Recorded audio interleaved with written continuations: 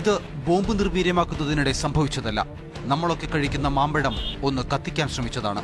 Calcium carbide കലർന്ന മാമ്പഴത്തിൽ petrol ചേർന്നപ്പോൾ അത് സ്ഫോടക വസ്തുവായി മാറി.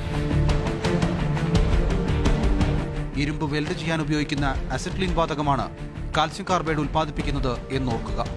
നമ്മുടെ പ്രവാസികൾക്ക് കഴിക്കാനായാണ് കരിപ്പൂരിലെ കയറ്റുമതി കേന്ദ്രങ്ങളിൽ ഇങ്ങനെ മാങ്ങ പഴുപ്പിക്കുന്നത്. ഈ വിവരം ലഭിച്ച ഞങ്ങൾ ഭക്ഷ്യസുരക്ഷാ ഉദ്യോഗസ്ഥരോടൊപ്പം അവിടെ എത്തി. കണ്ട കാഴ്ച ഞെട്ടിപ്പിക്കുന്നതായിരുന്നു.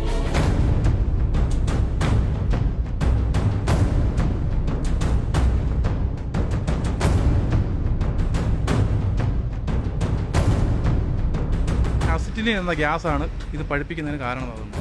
ഇത് ഒരു കാർസിനോജൻ ആയതുകൊണ്ട് തന്നെ food safety and standards act 2006 പ്രകാരം ഇത് നിരോധിച്ചിട്ടുള്ളതാണ്. ഇതിന് മുൻപുണ്ടായിരുന്ന മായം ചേർക്കൽ നിരോധന നിയമപ്രകാരവും ഈ ആർട്ടിഫിഷ്യൽ റൈപ്പനിങ് ഏജൻസ് ഇന്ത്യയിൽ നിരോധിച്ചിട്ടുള്ളതാണ്.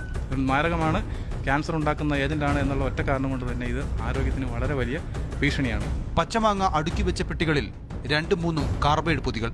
പൊതികളില്ലാത്ത ഒരു പെട്ടി പോലും കണ്ടെത്താനായില്ല. എല്ലാം ഉദ്യോഗസ്ഥർ കണ്ടെടുത്തു. 1 ടണ്ണോളം മാങ്ങ പിടിച്ചെടുത്തു.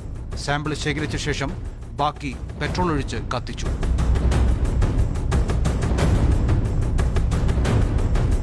ക്യാൻസറിന് കാരണമാകുന്ന കാൽസ്യം കാർബൈഡാണ് പാവം പ്രവാസികളെ ഈ കയറ്റുമതിക്കാർ തീറ്റിക്കുന്നത്. ഇവിടെ നിന്ന് കയറ്റിപ്പോകുന്ന ഒന്നിനും വിമാനത്താവളത്തിൽ ഒരു ഗുണനിലവാര പരിശോധനയും ഇല്ല എന്നതാണ് സങ്കടകരം. ക്യാമറമാൻ PV സന്ദീപിനൊപ്പം മുഹമ്മദ് നൌഫൽ, മാതൃഭൂമി ന്യൂസ്, മലപ്പുറം.